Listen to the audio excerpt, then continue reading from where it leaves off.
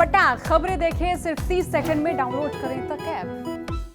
नमस्कार, राम राम। मेरा नाम है सोनिया सतानीता और आप देखना शुरू कर चुके हैं हरियाणा तक। कुछ साल पहले तक रेडियो पर ही हरियाणवी फिल्मों के गाने, लोकगीत सुने जाते थे। आपकी पैदाइश भी अगर मेरी तरह 90 के दौर की होगी तो आप बिल्कुल मेरी ही तरह सोच रहे होंगे। जेठ की दोपहरी में रेडियो पर बजते हरियाणवी लोकगीत और चंद्रावल की तरह दूसरी हरियाणवी फिल्मों के गाने, शाम को चौपाल में रेडियो पर बजती रागड़ियां और फिर शाम ढलते ढलते सुने जाते थे देशभक्ति गीत, नाटक और सांग। सीडी, डीवीडी और वीसीआर में भी कभी कभार हरियाणवी नाटक, गीत, गाने और फिल्में देखने को मिल जाती थी। और अब तो टेक्नोलॉजी ने सब कुछ इतना आसान कर दिया है कि हमें ये सब याद करना सपने जैसा लग रहा है। रेडियो के बाद हिसार दूरदर्शन पर लोक कलाकारों और संगीत की अलग अलग शैलियों को देखा जाने लगा। हर त्योहार पर लोक कलाकारों की प्रस्तुतियां देखते, खेती किसानी पर कार्यक्रम दिखाए जाते, राज्य के अलग अलग मसलों पर चर्चाएं भी सुनते। लेकिन अब लग रहा है कि हिसार दूरदर्शन भी यादों के तौर पर रह जाएगा। लोक कला और लोक संस्कृति को संजोने के लिए हर राज्य सरकार ने काम किया है, लेकिन हरियाणा में इस मामले में दूसरे राज्यों के मुकाबले सरकार की ओर से कोई ज्यादा कोशिशें नहीं की गई हैं। आप यहाँ के लोक और साज कलाकारों की स्थिति देखकर ही इस बात का अंदाजा लगा सकते हैं। खबर है कि अब हिसार दूरदर्शन केंद्र में प्रोग्राम नहीं बन सकेंगे। यहाँ प्रोग्राम स्टाफ के 7 में से 6 सदस्यों का तबादला कर दिया गया है। यहाँ काम के अनुसार तो 20 पद होने चाहिए या फिर 20 सदस्य होने चाहिए, लेकिन काम केवल 7 सदस्य ही कर रहे थे। जिनके तबादले हुए हैं उनमें हिसार दूरदर्शन के असिस्टेंट डायरेक्टर से लेकर कैमरामैन, फ्लोर असिस्टेंट तक शामिल हैं। हिसार केंद्र के निदेशक का तबादला कर दिया गया है और एकमात्र फोटोग्राफर का भी। चर्चा है कि अब इन पदों पर दूसरा कोई नहीं आएगा। जानकारी के अनुसार हिसार दूरदर्शन केंद्र चंडीगढ़ में ही क्लस्टर के तौर पर चलाया जाएगा और इसी तरह से आकाशवाणी केंद्रों को भी दिल्ली के बदले चंडीगढ़ क्लस्टर से संचालित किया जाएगा। प्रोग्राम टीम के तबादले से ये माना जा रहा है कि हिसार दूरदर्शन सिर्फ रिले केंद्र बनकर रह जाएगा।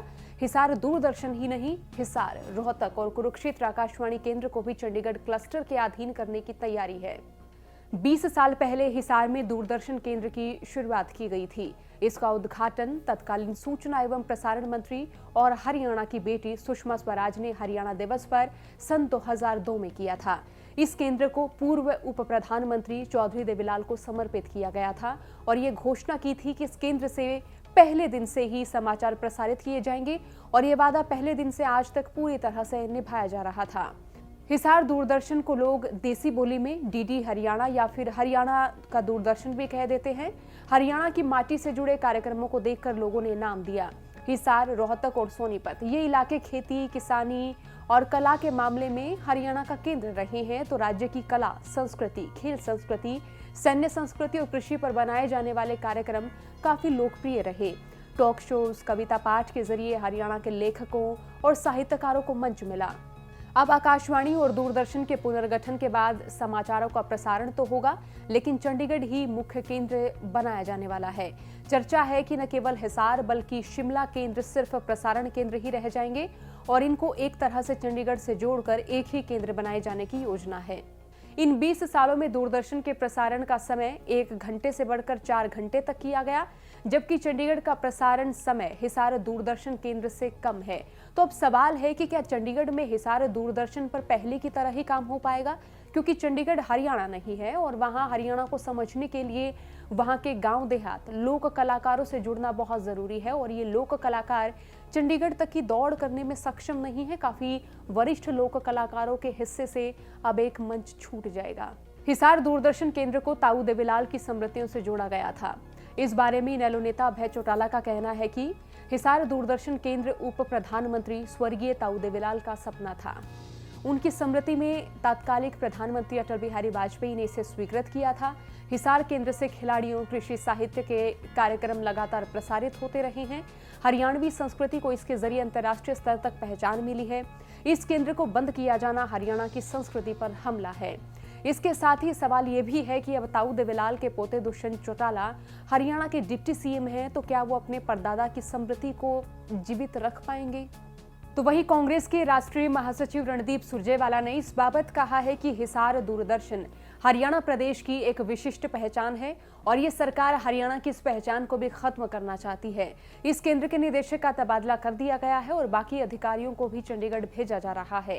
केंद्र सरकार हिसार स्थित दूरदर्शन केंद्र को चंडीगढ़ के दूरदर्शन केंद्र में विलय करने का फैसला लेकर प्रदेश की कला, संस्कृति और साहित्य पर भी सीधा हमला बोल रही है। पर हरियाणा के भाजपा नेताओं के मुंह में दही जमी हुई है। इस प्रकरण पर पूरे प्रदेश के मुख्यमंत्री और उप मुख्यमंत्री की चुप्पी तो और भी शर्मनाक है। उन्होंने आगे कहा कि कांग्रेस पार्टी सरकार के हरियाणा की पहचान मिटाने वाले इस फैसले का पुरजोर तरीके से विरोध करते हुए इस गलत फैसले को वापस लेने पर मजबूर करेगी। तो वहीं हिसार दूरदर्शन के पूर्व समाचार निदेशक अजीत सिंह का कहना है कि दूरदर्शन हिसार बंद होने के कगार पर पहुंच गया है।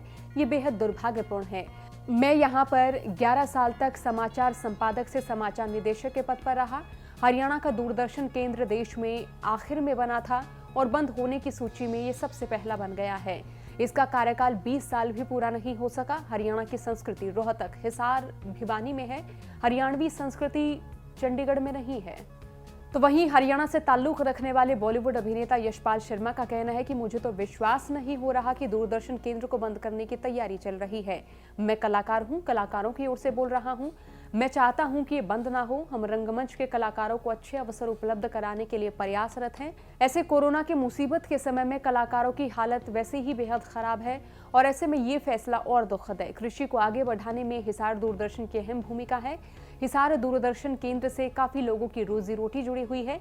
मेरी गुजारिश है कि सीएम मनोहर लाल इस बारे में संज्ञान लें। तो वहीं हरियाणा ग्रंथ अकादमी के पूर्व उपाध्यक्ष कमलेश भारती का कहना है कि पिछले 20 साल से हिसार दूरदर्शन राज्य की संस्कृति एवं कला का मंच बना हुआ था, जिसका प्रसारण समय भी 1 से बढ़ाकर 4 घंटे किया गया। इसके बजट में लगातार कैंची चलाई गई, जिस कारण प्रोग्राम की संख्या कम होती रही। अब इसे मात्र प्रसारण केंद्र बनाए जाने की प्रक्रिया से बहुत दुख पहुंचा है।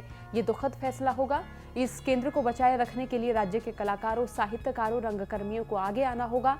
एकमात्र दूरदर्शन केंद्र था जो राज्य के लोगों के लिए विश्वसनीय कार्य कर रहा था। 20 सालों तक हरियाणा के लेखकों, कलाकारों और कवियों का डेरा यहाँ लगता रहा। इसके बावजूद इसके प्रोड्यूसर्स या फिर कार्यक्रम अधिकारी यहाँ से ट्रांसफर किए गए तो फिर यहाँ नहीं भेजे गए और कमरे खाली पड़े रहे। अब हरियाणा दूरदर्शन लगभग बंद होने के कगार पर आ गया है। हरियाणा की कला, संस्कृति और साहित्य का केंद्र बंद होगा तो कलाकारों की आवक पर भी असर होगा। जब हिसार दूरदर्शन केंद्र का भव्य उद्घाटन हुआ था तब केंद्र में भाजपा की सरकार थी और जब हिसार दूरदर्शन बंद होने की कगार पर खड़ा है तो तब भी भाजपा की सरकार है। आपका इस वीडियो के बारे में क्या कहना है, क्या सोचना है और आपका इस मुद्दे पर क्या कुछ कहना है, ये आप हमें कमेंट बॉक्स में लिखकर बता सकते हैं। हमारे फेसबुक पेज को लाइक कीजिए, ट्विटर और इंस्टाग्राम पर हमें फॉलो कीजिएगा, यूट्यूब चैनल को सब्सक्राइब कीजिएगा। नमस्कार, राम राम।